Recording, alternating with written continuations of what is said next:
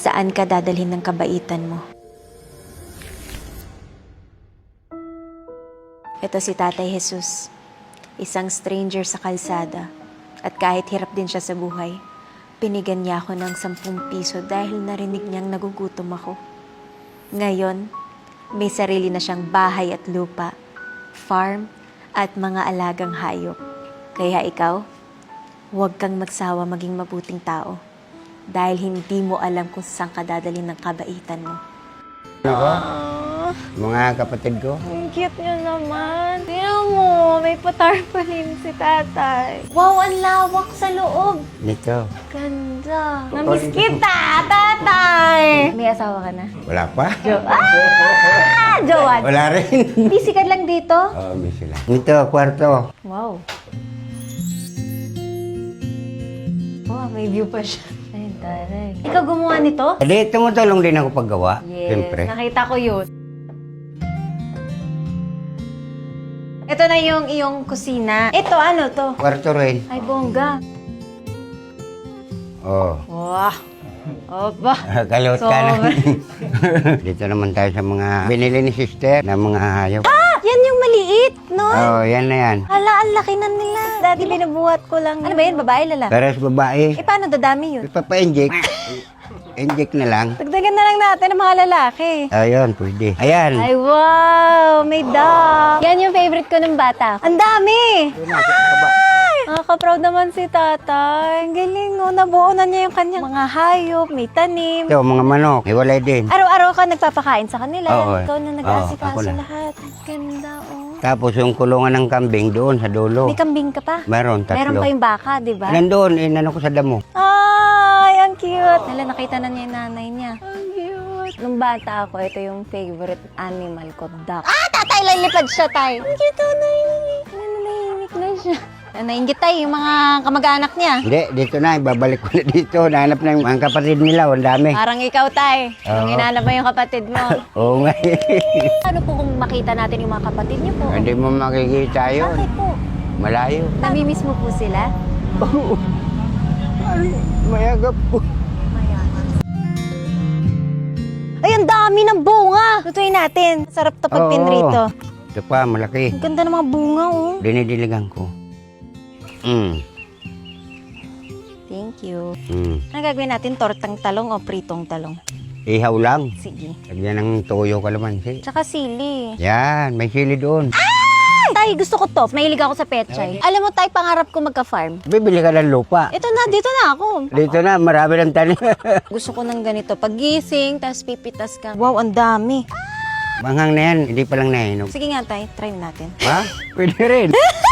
Kamatis, mais, okra. Ito, ano po to? Lemongrass. May lemongrass ka pa. Bubunutin mo lang yan. Yan. Mabango ito sa gata. Ikaw namili tayo ng mga tatanim. Oo, kasi mahilig ako sa gulay. Sobrang nakaka-proud si tatay. Tignan mo siya ngayon. May farm, may bahay, may kubo. Talagang inalagaan niya yung blessing niya. Wala, na happy ako pagkakita ko sa kanya. Talagang iba yung dating tatay Jesus. From day one, kung kailan ko siya na-meet. Tapos ngayon, nabuo na ang kanyang bahay. May mini farm. Nakaka-proud. Lagi kami nakamonitor kay tatay. Kinakamusta namin siya kung may mga kailangan siya. Mahirap kasi talaga magtayo ng bahay. Happy ako na at least ito na ang blessing na galing sa inyo, galing sa atin. Ang ganda, nakaka-proud, nakaka-touch sa puso. Sana marami pa tayong matulungan na ganito. Yung talagang makikita mo yung pag-transform ng buhay nila for the better. Yung kabutihan ng puso niya, ito yung niregalo sa kanya. Ano mensahe mo doon, tay, sa mga taong hirap na hirap doon? Katulad mo na ano talaga ni Lord, may plano siya sa'yo. Magpakabait lang, saka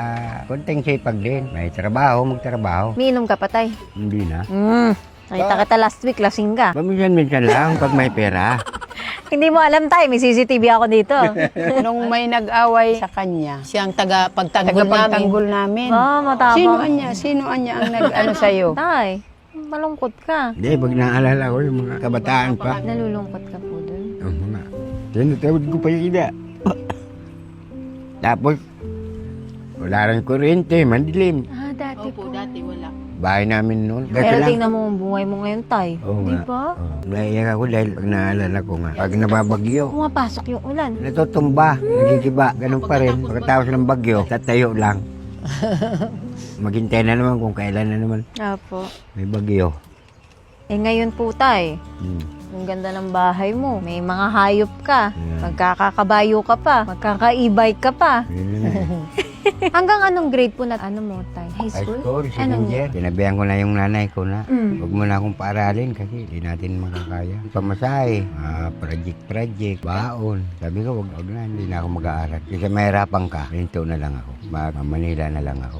Yun na yun. Yung second year. Eh, nung pandemic, saan ka tay? Doon lang sa construction din. Tapos nagpapadala na lang po siya ng pera. Papadala na lang ako dito. Paano yun? Wala kayong cellphone. Paano kayo nag-uusap? Nakikiano ko doon sa kasama ko sa trabaho. Nakikitext. So, never ka talaga nag-cellphone? Never talaga. Sabi ko, mawawala lang din. Pati nga, sinilas nawawala. Yung Oh, pa kaya Nako cellphone. tay. Pati nga yung binigay ko nun, yung mga tulugan mo. Nawala lahat. Grocery. Yung pa kaya ang cellphone, mahirap. Kasi pag tag-ulan, tatakbo ka na lang doon sa, hindi ka mababasa. Madami kasi masamang tao eh. Oo, yung mga, kita mo yung nasaksak nga lang na rider? Oh, nabalitaan mo yun? Oo, yung mga Pinuntahan ko yung pamilya niya eh. Naawa talaga ako na nakita ko yun. Okay sa'yo tay, tulungan natin. Ay, oo. Wow. Ay, ako, sabi ko nga, sana marami ka pang matulungan. Wow. Oo, dahil, Talagang nabago din buhay mo tay. oo. Dati, wala akong bahay. Tutulog ako sa kalye. Ngayon, ang ganda ng bahay mo. Sama ko pa yung mga pamilya ko. Nung nasa Baclaran ka tayo, nakaupo ka doon, naglalakad ka, bit-bit mo yung sako. Ano mensahe mo doon sa sarili mo dati? Sobrang dinanas ko, kaya rap.